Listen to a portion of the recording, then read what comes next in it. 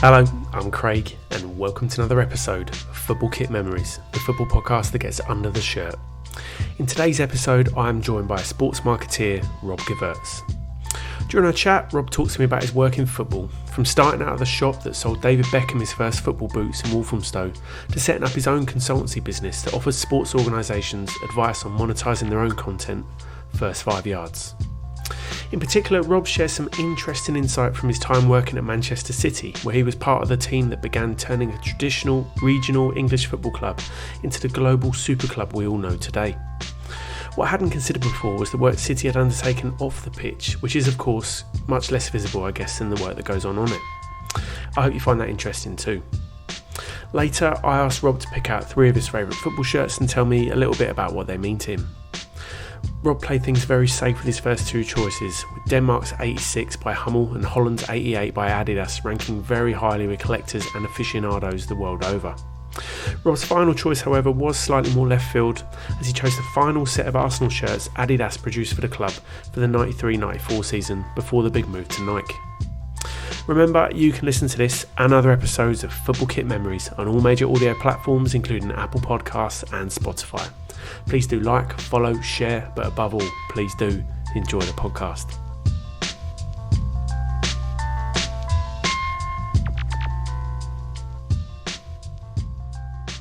Okay, so today on the podcast, I'm delighted to say I'm joined by a sports marketeer, Rob Gevertz. How you doing, Rob?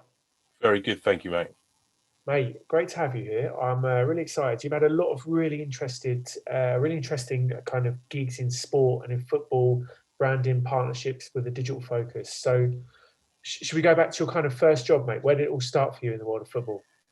Do you know what? It started very, very young. So my first ever job actually was as a teenager in my local sports shop, Sedgwick's in Walthamstow, selling football boots, kits, all that. It was a proper, what they classed as a sports outfitters rather than your kind of JD Sports leisure wear. It was proper equipment and kit rather than kind of stuff. And it was famous because it was where David Beckham bought his first ever pair of boots.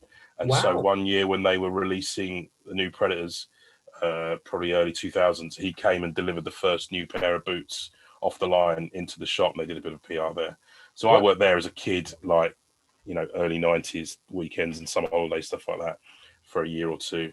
And that was kind of it was interesting insight into the football business generally, because one of the things I would never have realised was that West Ham used to buy all their players' boots from there as well. Really? So aside from, you know, the top names that would be sponsored by particular manufacturers, everyone else, the products would be provided to them as you would in any office. You know, you get a laptop or whatever. Most of the players got their boots provided. So Eddie the kit man would turn up, you know, late June with a massive list, and they would either get Puma Kings or Adidas Copa Mundials or World Cups, depending if it was screw-ins or moldeds. And he'd literally go, right, I need 6 pairs of size 7, I need 8 8s, I need 10 9s or whatever. And me and a couple of other guys would scurry up to the stockroom and just come down with bundles and bundles of boots that get shipped out to West Ham every year. So it was an interesting insight at that age into what really kind of went on in those days, so kind of early 90s. I wonder if that's still the same now. I wonder if they're like still doing like wholesale stuff for the youth team, or like I get a lot of the youth team players will have had sponsorships already, right? Yeah, a lot. I mean, the sponsorships are now realistically it's just free kit rather than actually monetary. You know, it's only really the top 1-2% that are getting any kind of cash from the deals, and then obviously the kind of kit sponsors in to some degree will be providing boots, I'm guessing, for unsponsored players as well. Right. So yeah, I mean, I think it's unlikely that players at the top level, I must confess, I don't know as you move down the leagues whether or not, but you would think that the players would almost buy and get them expense back to the club kind of thing, because like I say, it's a imperative part of the kind of equipment that you're required to do your job. So you'd guess that they would kind of wouldn't have to fork out themselves for their own boots. So that was kind of at a very early age, but actually, so my first job at university was working for a sportswear manufacturer. So they were a licensee of a number of international brands that were they were the UK license holder. Okay. So in particular, one of the main brands they had was Lecoq Sportif. So this would have been early 2002, 2003. Yeah. So they then effectively were the kit supplier for a number of Premier League teams, so Coventry City, QPR, it may have been Watford, I think, in those days. And interestingly enough, was Sky One's dream team, Harchester United. Yes. For those of a certain vintage that remember that Yeah. soap opera in the mid 2000s. So it was an interesting insight for a year or so, living out, working outside of London, the Big Smoke that was based out in St Albans.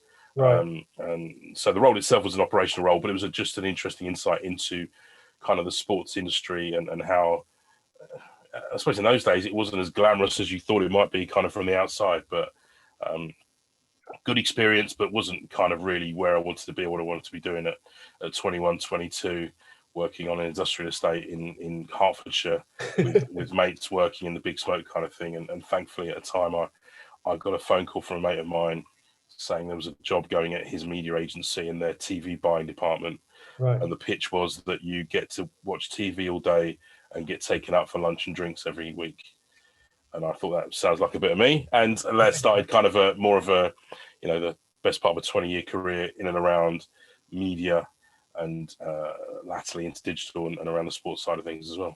Right, interesting. So they kind of, you've had a few different roles, etc. But I think some of the more relevant ones. So you worked at TalkSport and Sky Sports as well, right?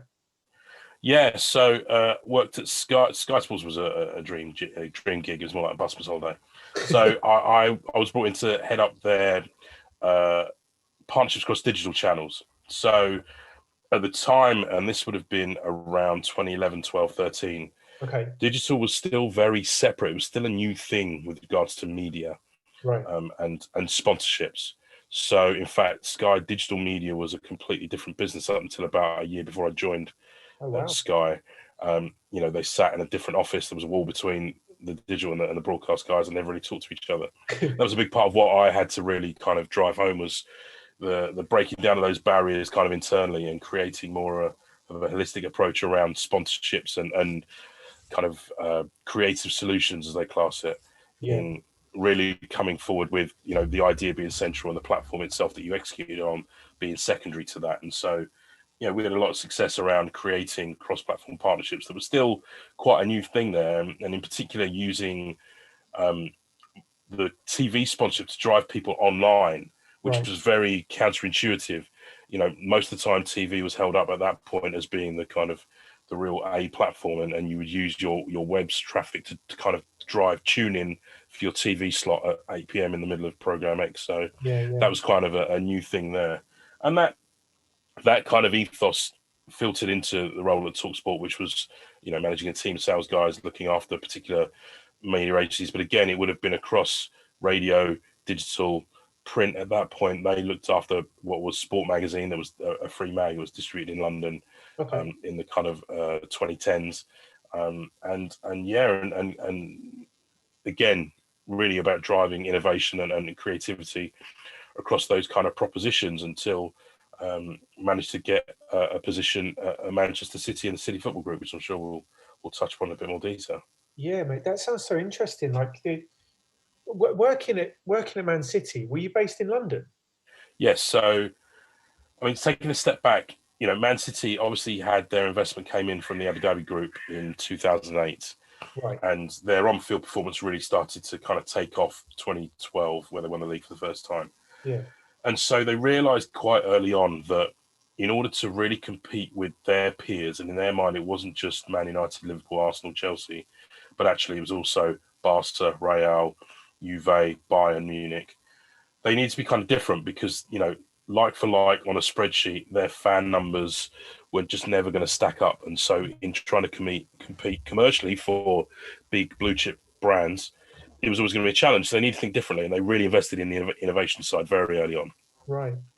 And that's where I came in and the guys that I work with in a team that bridge the gap that really most sports organizations still to this day have in between their sponsorship teams, whether that be the sales guys or the account managers, and their digital and media teams, whether that is the content producers, the guys that are making websites and apps. There's very little cohesion in most places across those two disciplines. Right. And so that was a big part of my role, was to come in and bridge that gap all under the lens of really trying to help monetize their digital platforms. Right. So Man City in itself is a different proposition because it's part of this City Football Group. Mm-hmm. So it's a global business. They own a number of clubs now around the world. Mm-hmm. At the time I joined, they had three main clubs of Manchester, New York, and Melbourne. They had a kind of secondary partner in Yokohama in Japan, where they're a minority investor.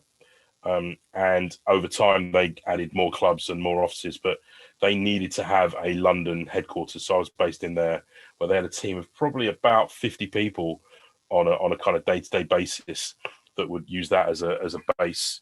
And that was really kind of global base for City Football Group in general. Right. And so a number of those kind of global commercial functions were based there. So what was it that Man City, would you say, were doing different, or kind of were thought leaders, innovation leaders on? Yeah, one of the first things they did is they really focused on YouTube as a platform, as a way of communicating with fans on a global level.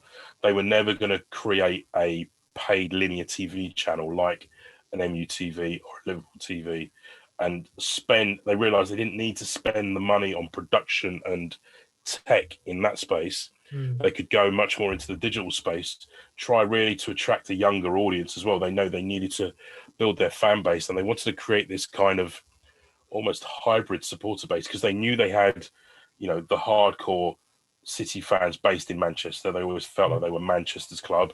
Man United is a global brand, and whether it's cliched or not, whether it's the kind of, the Surrey mob that are coming up to games on a match day.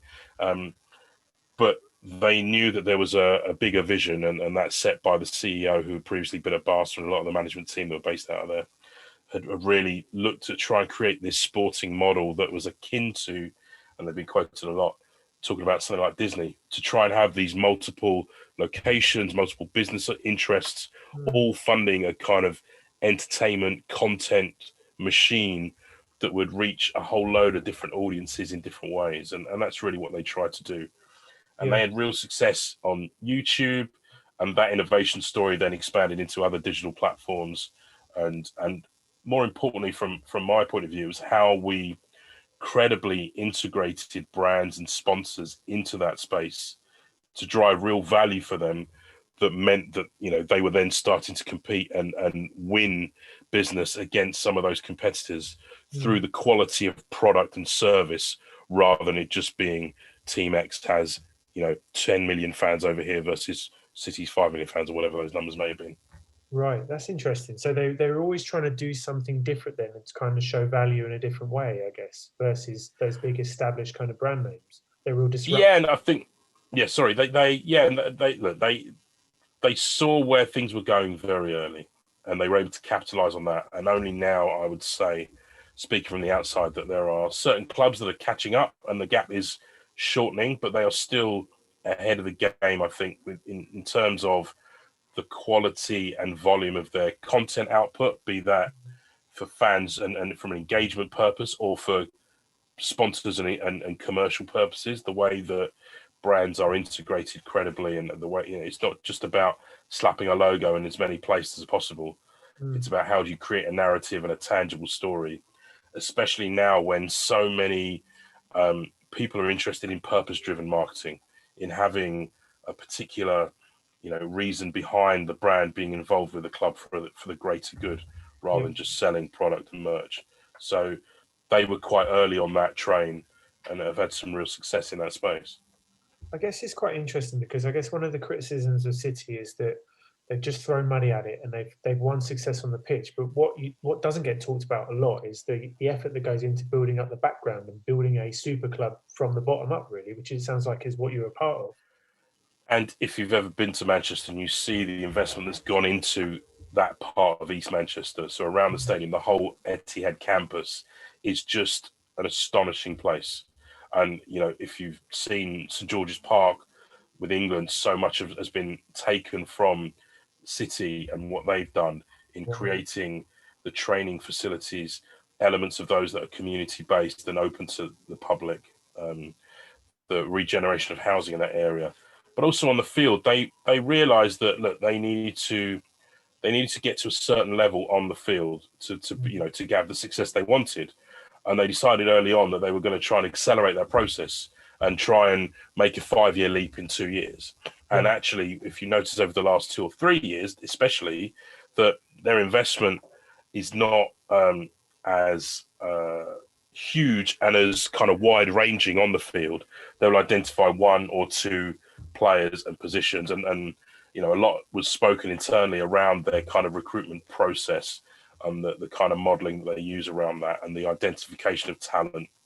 And that goes across the whole City group, which again is an interesting part of that, where they understand that there's a kind of philosophy that theoretically they want to flow across all of their teams and all of their clubs, a style of play, and there are particular kind of pillars that they want to. This notion of beautiful football is very much at the heart of everything they do. Right. And so their whole scouting process covers all of those clubs, an ability to find quality talent at a variety of levels that will suit a variety of clubs. And in an ideal world, they want to be able to scout a player in South America that they then send to Australia, that rips out there, that they then send to New York, that rips out there, that then comes to Manchester and plays in the Premier League and is a £100 million player. That's kind of the dream scenario for them. But obviously there are loads of ways the business can still evolve and be successful, at various different levels of that conversation. That's really interesting. I think a really interesting point I was just thinking is that, so like their peers is like, if you look at the kind of different super clubs, their peers will have a lot more history, right? Or a lot more kind of success in terms of trophies and that kind of thing. And I guess a real value to those clubs is to sell that history as well as try and create content that's kind of viable for brands too, like City did so well, as you mentioned. I wondered if is City an example for clubs that maybe have had less success in order to kind of monetize their content better? Do you think they could look to City and really kind of raise the bar in terms of the quality of the content they do in order to gain sponsors and stuff? Yeah, look, I think there's definitely lessons that can be learned and that work across a number of different levels. And it isn't just, having the biggest audience where it does that, I think. And it's part of what I do now in my role as a kind of consultant, is to try and offer some of that advice to sports organizations of all types. Yeah. I think one area in particular is the kind of use of archive content is hugely underutilized. Right. That ability to create stories that every sports fan has an emotional attachment to the club. And so you will get really good engagement numbers out of well kind of thought out use of archive content, whether it is referring to upcoming matches and it's, here are the best 5 games against this team that we're playing at the weekend, or it's so-and-so's birthday, here's his 5 best moments in a shirt of your team's choice. Or, there's so many different ways that you can just be pumping out regular content that still provides value to the user at the end of the day. That's the key. It shouldn't just be rubbish. It needs to be something that is of good value. And then the trick from a commercial point of view is finding a way to weave the narrative of the brand into the narrative of the storytelling that is still relevant. It shouldn't just be slapping a logo onto something, but actually, if you've got a brand, for example, whose marketing and messaging is all about history and tradition and value, then there's quite a synergy there just with that archive content. Or if it's about, I don't know, if you're working with a car brand that's got a product that's all about power and strength, well, there's loads that you could do that ties in with long range goals or, tough tackling midfielders or whatever, right? There's just lots of ways you can do that. And to me, the value that you're providing for that brand is infinitely greater than just slapping a random logo in a random place and it, appearing on TV and whatever else. It's finding a way to tell their narrative with the club's narrative that's going to drive more value for everybody in that space. So that's kind of what we did at City, and those are some of the messages that I'm taking up to clients at the moment. That's a really nice segue, mate. Do you want to tell me a little bit more about what you do now at the first 5 yards? Yeah, so my time came to an end at City at the back end of 2019, and like I said, I took a look around really at other clubs, and my role just didn't really exist anywhere else. So I thought I'm just going to have to create it myself. And so that's really, in the initial stages, was the decision to try and offer this as a service to other clubs, governing bodies, other sports organizations, around the notion of helping them to monetize their digital platforms, to help them, whether it's in, and there's a variety of ways that you can kind of be making money out of digital content, but ultimately it falls into 3 brackets. It's either from sponsors, it's from third-party advertisers. So it's creating content that is viewed enough to the point where you can make money out of pre-roll or mid-roll advertising on big destinations like YouTube and Facebook and Twitter. Or thirdly, it's through, fan and user payment products, which are starting to become more and more popular. And so it's about working with sports organizations to understand, which of those pillars are work or going to be important for them, and then how to best maximize those opportunities based on the existing resources they have, the access to talent they have, the brands they're working with, and understanding actually here are 3 or 4 new things that you might not have thought about that you could be, finding ways to either expand on the current relationship you've got with brand X, help you to win on this new pitch, or even just to move around some of that value. So actually, there's still a frightening amount of value put into pitch side boards, for example. They are the most valuable kind of assets in a load of clubs. But actually, if you've got a brand that has the equivalent of 5 minutes per game of those boards in their contract, if you actually convince them to give back 2 of those minutes, put that, whatever monetary value you assign to that, and put that into a digital campaign, well, then as a club, it gives you 2 more minutes to go out and sell ad hoc. So you might not be increasing the value of your individual sponsor in that space, but you're creating new valuable inventory in an area you can sell. So there's lots of ways where, particularly now where the uncertainty around fans coming in and out of stadiums at the moment, we will hope that uncertainty is going away. But it did seem like the last 12 months has been a bit of a missed opportunity for a number of sports organizations in relying on some of those old school, what I'd class as analog solutions, and not pivoting as much as they could have done into the digital space. But there's still opportunities, and I think that if anything, people are just more open now to the kind of suggestions of where digital can help them. Do you think it's scalable? Do you think, like, obviously teams in the Premier League have lots of money and they can kind of put money into creating content, creating opportunities, but do you think clubs kind of lower down, would that be viable for them as well, do you think? Would it? Yeah, it doesn't have to be as the volumes don't have to be as high, but there are still solutions out there that can streamline elements to make, there's ways to create templated solutions. So a lot of the kind of heavy lifting is all done at the start and that's it, whether it's about, creating a goal of the day or whatever, maybe you need to do some strategic work in figuring out and laying out a calendar of what content needs to be pulled into where. But ultimately, if you're creating the same look and feel around everything, you could have, the same kind of graphical overlay. You're just changing the words on it, but the look and feel is all the same, and that was done. You're pulling the same 30, 60-second video from an archive. It shouldn't take too long. And even there are tech solutions out there that will take a lot of that heavy lifting away from you anyway. So I do think that the principles are very scalable. The results are going to vary, but there's a number of factors that go into that. But ultimately, every sports organization can make improvements through better kind of commercial digital strategy that can lead to better financial results. Right, interesting. So, mate, before we kind of move on to your football shirts, I wanted to ask you a question.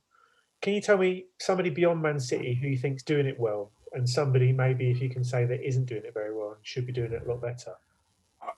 I won't name names specifically about clubs that maybe aren't doing it very well. What I would say is that if you compare what happens in the UK and Europe with what happens in America, we are still light years behind. Right. So there are lots of things to take from the NFL, and their ability, amazingly, to somehow sell the same thing 3 times is just staggering. How they sell their broadcast rights and how the teams will carve up their digital rights. Or the NFL in general is just amazing at that kind of thing. So I'd look at them as a standard bearer for that, and there's a lot that can be done in the UK. One hat tip I would make, though, is to the guys at Leyton Orient that I feel are one of the more dynamic commercial operations. I must confess, I don't know them personally, but they are, you've only got to look at the stuff they've been doing. So for the second year, they've signed a quote unquote sponsorship deal with Harry Kane for their front of shirt. And they are very creative. They are an example of guys that make the most of what they've got, and some. I think they are very creative in commercially what they do, in how they pivoted during the kind of pandemic and lockdown. So I would drive a lot of people towards Danny Macklin and Josh over at Leyton Orient, who I think are a real standard bearer. Maybe further up, I would look at guys like Southampton and Wolves that are really innovative in the space as well. And there may be some of the perceived big guys that have models that they are happy with, that they do what they've done because it works really well for them, and everyone can improve. But I think that there's some of those guys that maybe the ones that need to compete more are pushed to innovate and do really well in that space. Nice, I like it. So very scalable, kind of top end and also kind of lower leagues as well. I like Sure. It. Nice.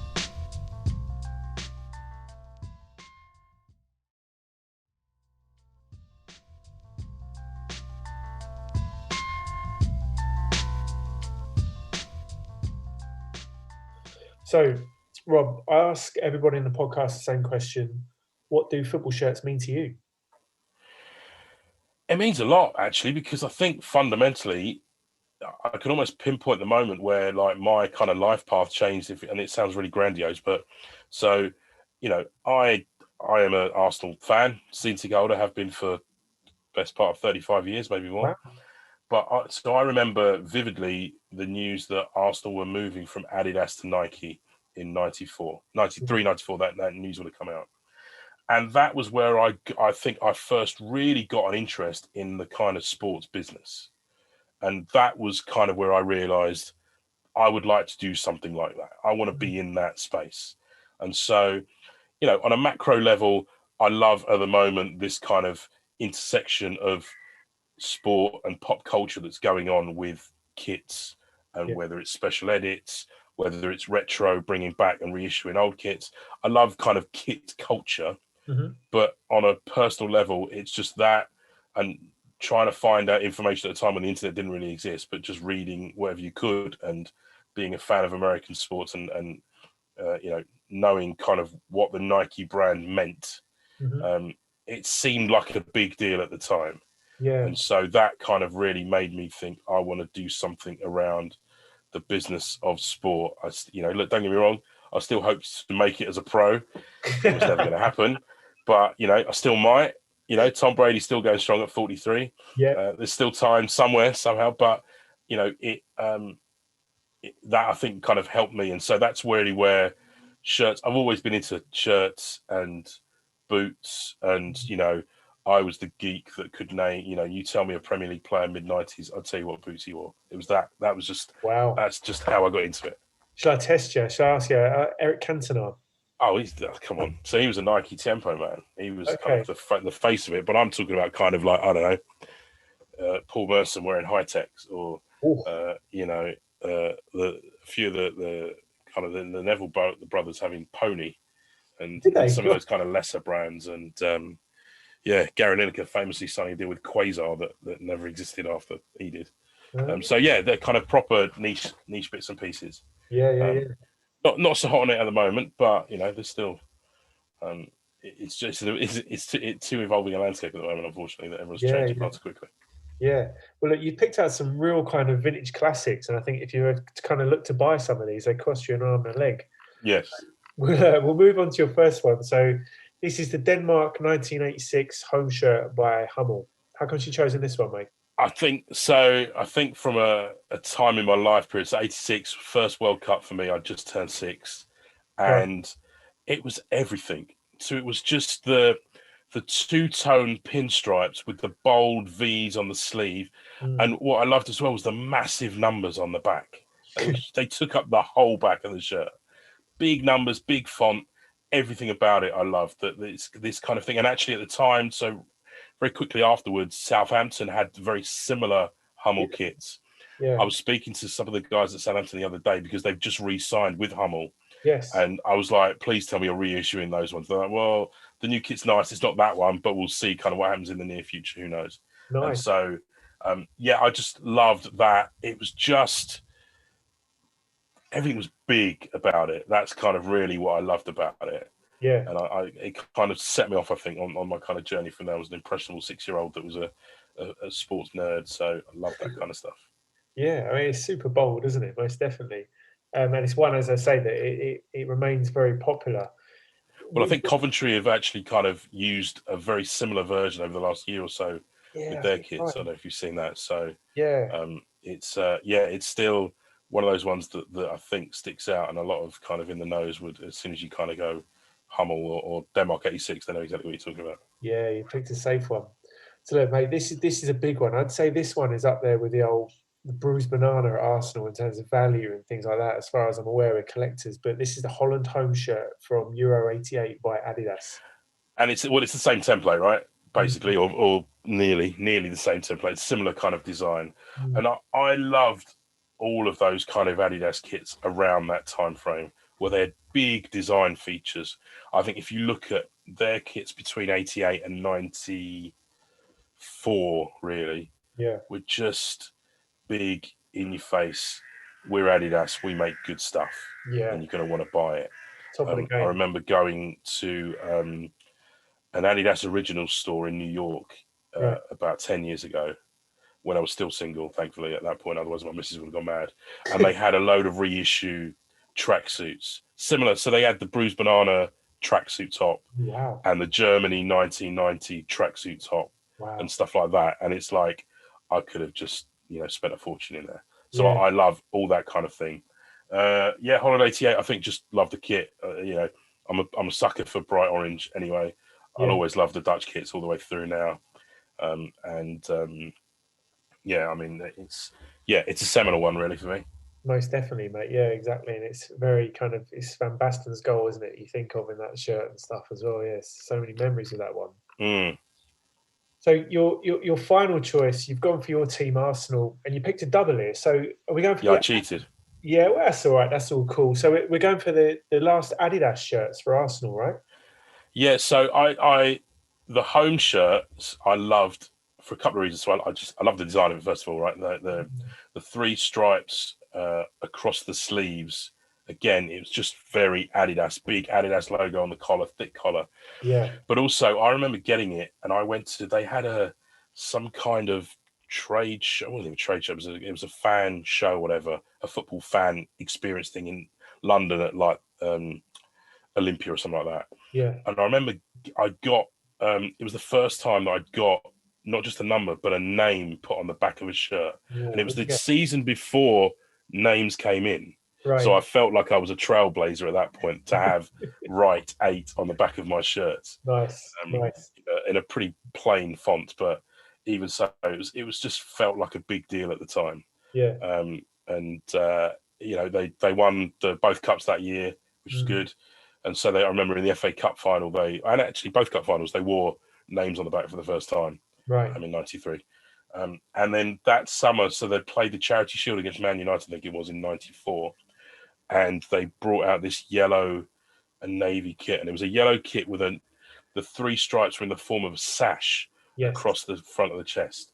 I don't know why it to me. I mean, I don't know anyone else that really likes it. I don't know why it just struck a chord with me at the time. I love it. But I love it. I it was a actually had the great, kit of this one for Christmas. yeah. Yeah, I've still got it. In fact, I doesn't won't fit. ask if it still fits, but yeah, Yeah, and it has right number 8 on the back. Funny enough, there you as go. well.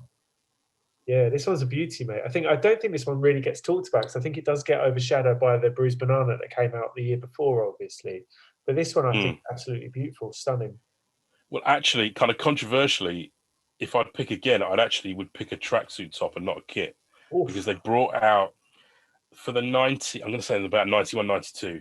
They brought out a tracksuit top that was the equivalent of the Germany World Cup winning shirt. Right, right, right. So it was a navy tracksuit top, but with a white front on it, and it had red, yellow, navy as the three lines going across in the diagonal. Yeah. And I can't find that anywhere. And I would probably pay quite a lot of money for that in I bet you would, in yeah. a big boy size. Yeah. So, what was it like for you when kind of Adidas came back on board with Arsenal? Was that a nice kind of retro feeling for you? Oh, and to be honest, they've absolutely smashed it in Mm, all areas. Right, they have been, you know, modern, but with a nod to the retro. They haven't gone over the top with the retroization. They yeah, could very easily have just brought out the complete bruised banana kit as their official kit, and everyone would have been fine with it. yeah, yeah, But they did something that first year with a kind of nod to it, and they've done very well. I think that the marketing, the various agencies they work with on that, they've just done very well in understanding the tone of voice that they need to get out yeah. at this point. Puma kind of had missed the mark a little bit, and the Nike stuff had got a bit samey. They needed this kind of bosh, and whether or not it's just because I am, of the right age sweet spot that I remember the original Adidas stuff, I would have bought it all at that point. If they brought out every shirt from 89 to 94, I would probably, I haven't bought a shirt in God knows how long, but I would probably buy, I'd probably buy the tracksuits. I wouldn't buy the shirts. I'd buy all the equivalent tracksuit tops and stuff like that. Nice. So, mate, where can people find out a bit more about your business, First 5 Yards? First5yards.com, First 5 Yards on all the socials, or at Rob Gevertz. And it's an evolving, growing business. It's an interesting time, and thankfully working with a number of interesting clients and projects, but always keen to speak to new people. So drop me a line, find me on LinkedIn, all the relevant places. Lovely stuff, mate. Thanks so much for your choices. That was great. No problem. Thanks. Enjoyed it.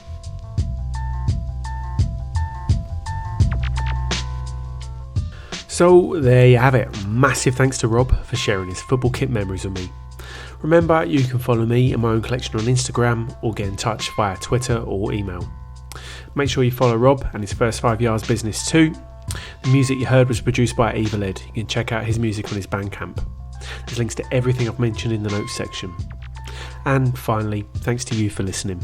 If you have enjoyed it, please do spread the word, give me a follow on social, and subscribe to Football Kit Memories on your podcast player of choice. And other than that, I'll catch you next time.